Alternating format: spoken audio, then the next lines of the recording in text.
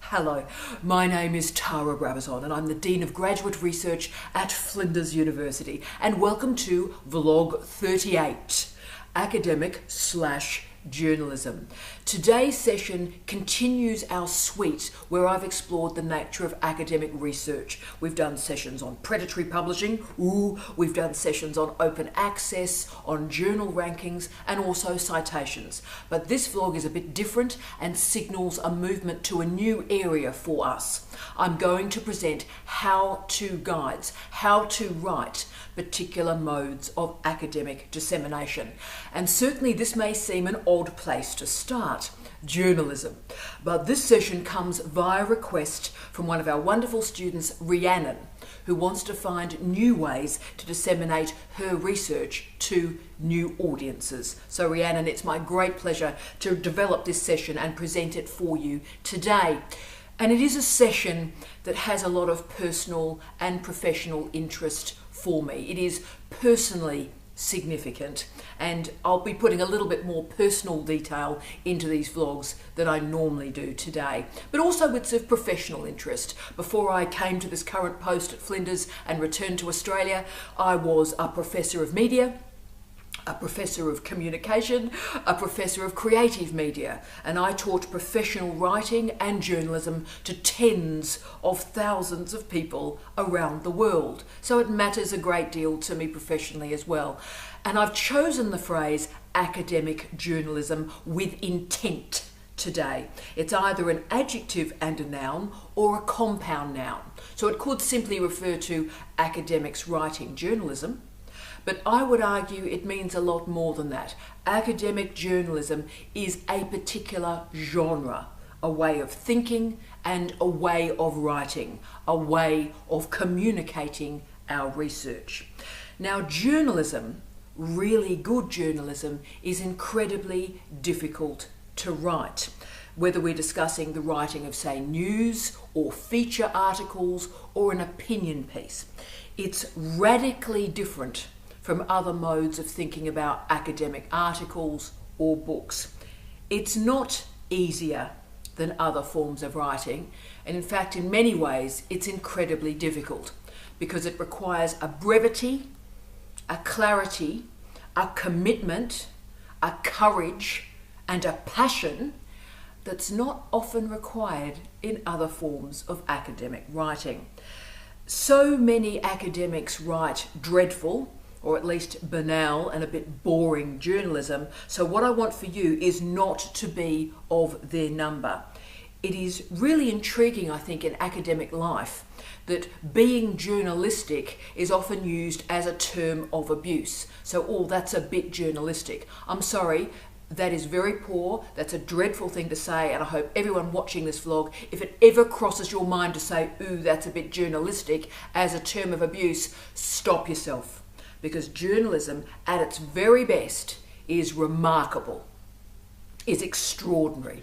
It's not a term of abuse.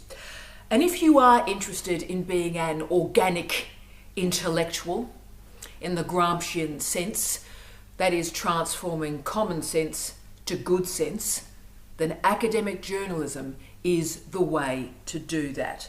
Journalism is important here. So I'm going to structure this vlog today by talking about how and why you may decide to write journalism, how to get involved in it with some clear strategies about what it actually looks like if you just want to start, if you want to put your toe in the water. I'll teach you how to do that. I'm also going to talk about the challenges that you need to watch when you're entering this field, and finally, the personal bit really, the great strengths and the great joys in writing journalism and why perhaps really you should consider it. Okay, so why academics write journalism and perhaps why should you write journalism? Now, academics choose to write journalism because they wish to widen out the audience for their research. They wish to convince. They wish to spread out their academic research so it can influence policymakers but also citizens. Now, how to write journalism. If you've never ever thought about writing journalism, let me just give you some quick tips to start. Firstly, aim to get to 1,000 words. So that's a good solid start. So it's a 1,000 word piece on one topic with a clear spine and a clear argument. Remember, you are writing to convince. So short sentences and very few adjectives. Commence with a story if you can. Draw your audience into your prose. And most importantly, have always a sense of propulsion in your work. You're writing to convince. Why should your reader care? Why should your reader be interested in your research? Why? Make sure that why question, why they should care, is part of what you're doing in that piece. Remember also that the protocols from academic writing do apply, so it is important that you are accurate. Don't omit facts to make your argument. You must be balanced, you must be rigorous. But also remember, journalism works from deductive reasoning. So present your argument or your case at the start, and the subsequent paragraphs build evidence to confirm that. To write journalism really is a great discipline, I think, for academics, because we start to learn to write clearly for a reader. And if you think about the bulk of your training and research training as an academic, how often do you think about writing for a reader? And the answer is very rarely. So when we're thinking about the differences between academic journalism and academic writing more generally, there are a few differences. The intended audience, the purpose of the writing, the focus of the writing, but also the organisation of material and the language selection. They are differences. So why should you, yes you, consider writing journalism? Well, throughout my career, basically journalism has been the pivot, the point where I've moved into different points and stages of my career. Early on, when I was an early career researcher, my first early academic journalism gigs were in Arts Hub and Online Opinion, so small little organisations with online journalism. So I used these gigs as an opportunity to enlarge my professional writing, but also show my wares, use it as a way to show what I can do and show that I can write in a really clear and convincing way. And I particularly enjoyed writing for Arts Hub in those early days because as a popular culture expert, it allowed me to play with the Australian arts establishment in a really interesting way. But I proved to myself that I could write a weekly column, and that was incredibly important at that time. Now, in that early stage of my career, I was writing for free. It was a free gig.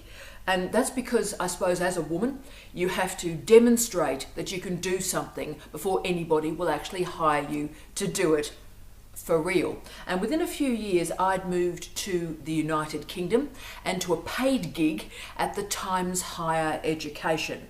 I worked for the Times Higher for 4 years, producing weekly articles, weekly columns for them. I was a columnist, and I still write for the Times Higher to this day. In fact, after I finish this blog, it's Sunday morning, after I finish this session today, I'm going into my office to write another article for them right now. So these articles provided a crucial momentum for my life, because I used to try academic articles out in journalism first before I wrote them up into the refereed literature or into books. And my book, and yes, there's a book sitting here, woo! My book, Thinking Popular Culture, which I'm incredibly proud of, won a few awards this one, Thinking Popular Culture, all of that came from my Times Higher Education journalism, where I trialled out ideas. And those ideas built into this book, where I created a new way of thinking about popular culture. Incredibly proud of this, and this book wouldn't have come if I hadn't been writing journalism for years before then. So as you can see, the role of the Times Higher Education in my career has been absolutely crucial. In fact, It's really built my career. And when I die, I know what my obituary is going to look like. My obituary is going to say Tara Brabazon, winner of 6 teaching awards, writer of 30 books, and columnist for the Times Higher Education. That's how important journalism has been in my career. So for you guys and gals right now, it's so much easier to prove and to find avenues for your journalism beyond what I had. So there's not only blogs that we'll talk about in a second, but you've got the conversation, you've got online opinion, and Steve, my wonderful husband Steve, has just written for a new online environment called Culture Matters. And he found that environment, Culture Matters, really, really productive. So you may like to consider that as well. Now, I tend to be wary, as you should be, with many of these online publishers. They change titles, they remove arguments, they muck about with your prose, so be very careful. And also, please remember, they are ripping you off. They are getting your content for free, and they're using your content to build their audience and their advertising revenue. So when you're writing for these free online fora, please make sure you are writing for yourself, to build up your content, to build up your CV. And when you've done that enough, stop and move to a paying gig. Really important. And also be really careful, you don't need a bad editor changing your work, because you are an academic. If an editor changes your work to an argument that you don't believe in, it can hurt your career. So be careful. If you're thinking of working with one of these online editors, then what I'd advise is have a look at the articles, see if they are of quality, and you know what? I'd write to some of the columnists, write to some of the academics, and see if they're happy with how their words have been used. Also remember, if you don't want to be paid, or it's not a big deal for you, and particularly you don't want your views changed, do think about a blog. Because these days a blog is almost as good as being on some of these online fora. You're showing that you can do the work, you're showing that you can regularly deliver very interesting ideas, and you have control over the material. You can link it to your CV. So do consider a blog. Okay, so what creates really great journalism? What are the characteristics? Well, it must start with content. You must have something evocative, powerful, and passionate. You must have something to say. Now, that's the most important thing. Secondly, you must have something to say that connects with an audience. Now, it doesn't matter if that audience is incredibly small, that's no worries at all. But just find a way through your prose to connect content to an audience. That is what journalism does. You also must have a story to tell. Analysis is not enough. Find a way to craft your research into a narrative arc. Tell the story. Often we as academics tend to write long. So we write very, very long pieces and then we shorten it down through drafting. This is incredibly important with journalism. Write long, no worries at all, but you're really going to have to edit tightly. And remember, 1,000 words is about the maximum of most pieces of journalism. So every word must be scrutinized. Short sentences, short paragraphs. Ensure there is a beginning, a middle, and yes, an end. And do not start writing until in one sentence you can convey your argument. So what are you going to say? What's the point of this? If you can get that into one sentence, then you are ready to write that article. At its best, journalism allows us as scholars to contribute to public life. And that's what we're meant to be doing. That's why we're paid by the public purse. So I find academic journalism incredibly inspiring. I've always loved the puzzle of words. I love the challenge of getting really complicated ideas into a clear, precise fashion in 1,000 words. I love doing that. And indeed, the best journalism I've ever written, I've written 1,000 words in 15 minutes with actually very little editing. It's come in one piece.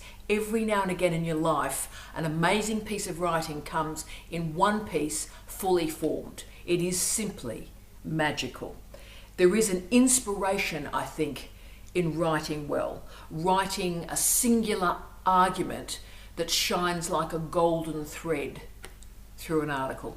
Very precious. But I do have warnings for you. Yes, writing journalism is a profound gift. It can build a remarkable profile.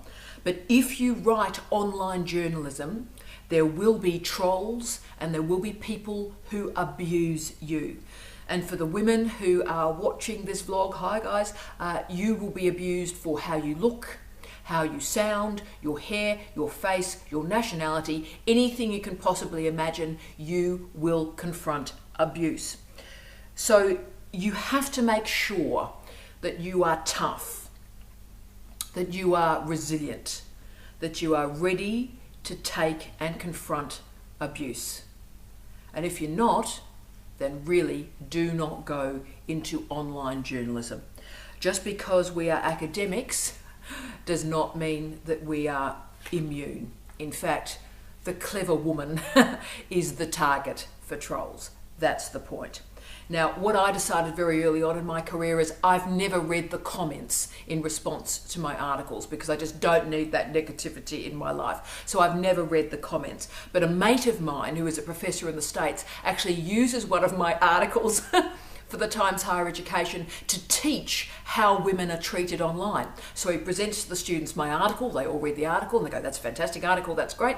Then he disseminates to them the hundreds of comments that have come in response to that article, and the students are able to see in full clarity what actually happens to women when they write online. So pretty powerful. I've had a man block me as I'm trying to leave work to get through a car park to get onto a train when I worked in Brighton. The man so hated my article and so hated me that he physically tried to stop me getting home. And it took me 25 minutes to try and stop the intimidation and actually get onto my train and get home. So if you want to claim public space, then you are going to have to manage public abuse. It's not great, it's not what we want, it's not good, but it's reality. So you've got to be able to take it. So I've presented the dark side of journalism so you can prepare yourselves, because if you write long enough, bad stuff online is going to happen to you. But I did also want to finish with why we do this. Why it's so great to do journalism. That's why actually I'm recording this vlog, as you might see, in a different location. I'm in my music room in my house, and I've chosen this room for a very specific reason. Why are you doing this? Why would journalism be something you would consider? Well, I've written hundreds of articles for the Times Higher Education, and unbelievably, 4 of the 5 most highly read articles in the history of the Times Higher Education I've written. Isn't that amazing? Girl from Perth, remarkable for my sort of background. That is a great privilege that I appreciate every single day. What an incredible privilege that is. But one of my articles that was not the most read was written on Crowded House and the legendary guitarist Roger McGuinn. I work in popular culture. That's one of my areas of expertise. And one of the great joys of journalism is I get a chance to write about the passions of really great pop. And I grew up with Split Enz. I love Split Enz so much. I went and worked in New Zealand for a period, but I had my childhood with Split Enz and my youth and my adulthood with Crowded House. And when I was preparing this vlog a couple of weeks ago, of course, Crowded House had just done that big concert in front of the Sydney Opera House. And I was reminded then about what journalism is and the role of academics in writing that really interesting journalism. And you see, I wrote an article on Crowded House.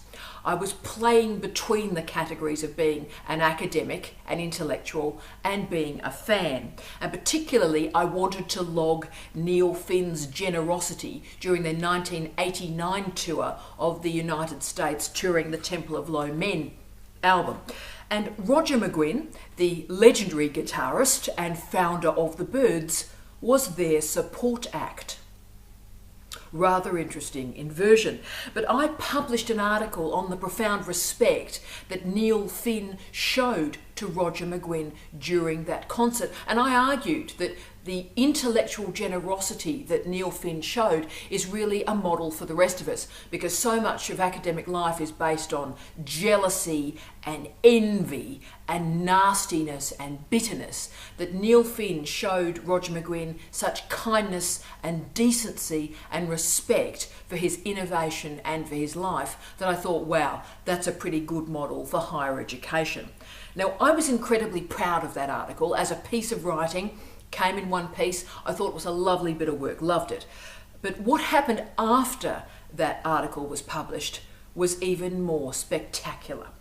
Camilla McGuinn, the legendary Roger McGuinn's manager, his wife, and a wonderful businesswoman in her own right, commented on that article online, but because I don't read the comments, she then proceeded to email me at my university in the United Kingdom. You see, Roger McGuinn, how can I explain how big a fan I am of him? Well, I'm such a big fan of Roger McGuinn that I bought 2 of his Rickenbackers through my life. The 6-string when I was 17 years old and the 12-string when I was 38 years old. I love this man so much, I bought his guitars twice. Now, I've played guitar since I was 5 years old, and it was always the dream to own a Rickenbacker because that's what Roger McGuinn played. So when Camilla contacted me, I think you've got some sense of my level of profound excitement. Wow. So I was talking with Camilla and we wanted to find a way to acknowledge her and acknowledge Roger McGuinn at a university. And so I had written a course at the University of Brighton called the Master of Arts Creative Media. Wonderful course, wrote it from scratch, wonderful, profound course, wonderful people moved through it. And one of the modules that I taught in that Master's was sonic media. So we agreed to found a prize in sonic media, and that became the Camilla and Roger McGuinn Prize for sonic media. And one of our wonderful students at Flinders University in our PhD program, Mick Winter, I've known so long, he actually did the Masters with me at the University of Brighton, and Mick won the Camilla and Roger McGuinn Prize for social media. Didn't you, Mick? And then the amazing thing then happened that Roger and Camilla were touring the United Kingdom, and they invited Steve and I to a concert at St Albans during their tour. Front row, backstage pass. Ew, posh. Now, as you can see, I really love Roger McGuinn. I loved him so much. I bought his guitar twice. But for Steve, my wonderful husband Steve, he loved Roger McGuinn so much that he hitchhiked from Blackpool to Bath for the Bath Festival in 1970. And he was one of 250,000 people at the Bath Festival. So this was the summer just before he started university. So all these years later at St Albans, the two of us as professors trundled off to see Roger McGuinn play. We saw him live. Steve met him backstage. Many photographs were taken. But it's one of the few times, in fact, I think it is actually the only time in my life where my 6'2" husband looked into the eyes of another 6'2" man, quite rare in life. And when the pair of them looked at each other, it was as if time stopped just for a moment. And when that moment passed, Steve and I walked back to the hotel after that gig in St Albans. And Steve said to me, I was always told, Tars, that you should never meet your heroes. And I was like horrified. I thought, oh, Dale, no. Were you disappointed? I'm so sorry. And he replied, no. It's been absolutely amazing. And I looked over and it was like that 17-year-old boy was back. It was a remarkable moment. So journalism can open doors that conventional academic life just cannot. We've talked about impact and we've talked about journal rankings, but very few areas of academic life allow you to meet your heroes. And journalism can allow you to do that. Follow your inspiration with passion and with clarity. As always, I wish you love, light, and peace. Tea out.